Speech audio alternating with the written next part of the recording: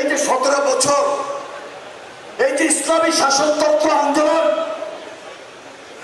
চরমনাই পীর বলে, পীর নয় ভণ্ড, তারা হাসিনাকে স্থায়িত্ব দিয়েছিল।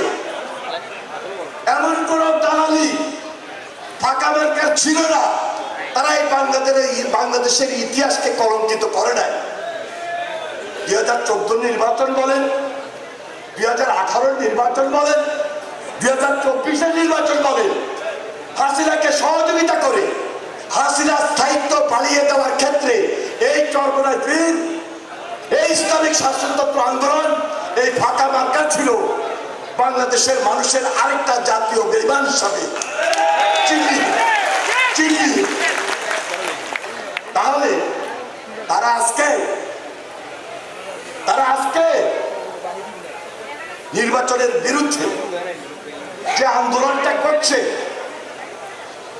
17 বছর আমরা যখন লড়াই করেছি, সংগ্রাম করেছি, তখন তো আমরা এই পাকা মার্কাকে খুঁজে পাই নাই।